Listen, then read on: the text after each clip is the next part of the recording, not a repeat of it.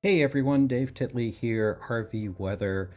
We have been working on a lot of stuff in the last few days and really few weeks and months even.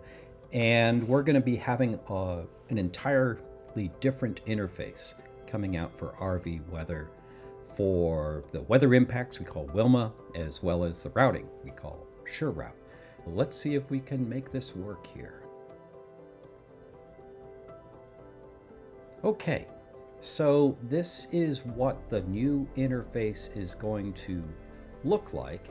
And the first thing you see is the actual buttons and everything have changed. The other thing you see is on the left, we have what we call these trip tickets. And these are the actual trips. Now I'm in an admin account and a testing account, so these are all just testing routes here. But that's what you'll see when you come to the home page here.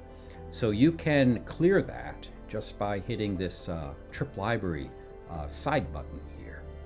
And then what we can is if you go up to the top right hand button where it looks like a person, sort of the account icon, if you will, click on that.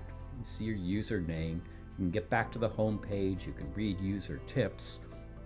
You can control the opacity of the Wilma, of the weather impacts here. So all the way from very, very light to very dark and everything in between. Another cool thing you can now do is, let's say you only wanted to see the serious stuff. Let's say levels 3, 4, and 5. You can turn off good. You can turn off level 1. You can turn off level 2. And now what you can see here is just levels 3, 4, and 5. So this is actually the ice right now in Virginia.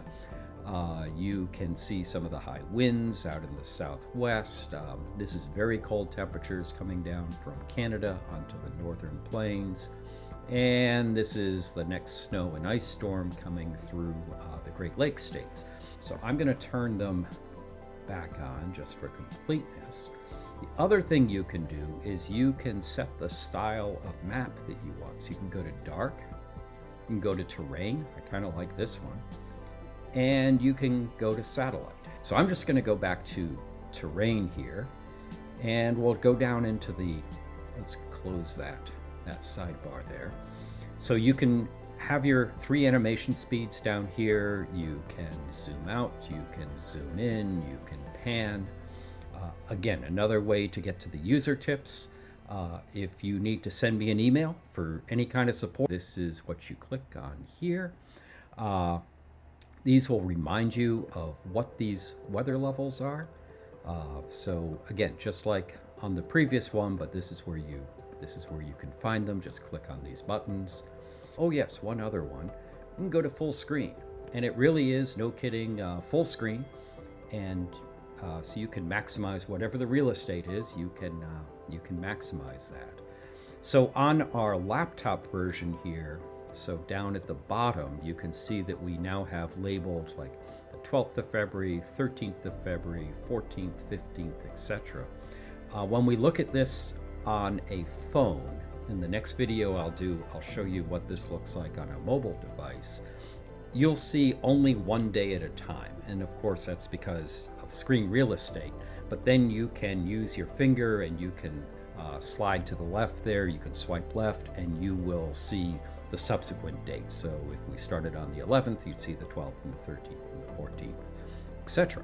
So that's going to be a major difference between what we see on the laptop version and how it works now on mobile. Let's do weather impacts. And specifically, we'll do single weather impacts. Let's do snow. And one of the things you'll see is that this loads much, much quicker now than it used to. If you remember, it took quite a while to load in the times, and now we just load up right away. So we've significantly increased the loading speed on all of this. So here's the snow for the Mid-Atlantic right now, up into New Jersey, New York. I-95 is not going to be a whole lot of fun tonight and early tomorrow morning. If you want to take a look at the ice, click on the ice. And again, just like we saw earlier, you can see that ice storm there down in Southwest Virginia, stretching out to Richmond. Okay, I will just show you a trip and then we'll end this here. So again, if you want to look at your trips, you come down here. I'm just going to go to the trip that I did. It's sort of my standard test trip here from central Pennsylvania out to Grand Teton National Park in Wyoming. So here we go. Just click on this and you'll see that you get your overview, basically your turn-by-turn or sort of high-level turn-by-turn directions, the metrics, how many hours in like level 1, total time, overnight stops, all that sort of thing, and then what the inputs were that you used to run this. So we'll go back to overview, but again, if you want to just really look at the screen, you can again use the trip library, push it off the screen, bring it back on the screen, move the screen to wherever you want. And again, like the single weather, this loads much faster than it used to. The one thing you do need to watch is if you had it on single weather, it stayed there. So let's go and make sure that we're looking at everything here. So, but this will be good because you can see now how much faster this loads than it used to. It used to take quite a while. Okay, it's going to make a liar out of me now and stop at 97%. Come on. There we go. So we've got everything loaded. And again, the trip itself looks just like we've all seen before. So there's a little hang up here. I said I'll take level 1, so there's a brief hang up for level 2 around St. Louis.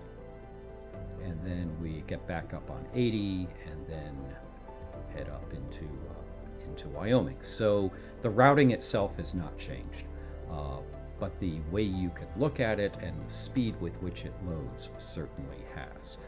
Okay, this is probably far enough for one video. Let me stop here, but this will just give you a flavor of what we hope to be rolling out here really quite shortly.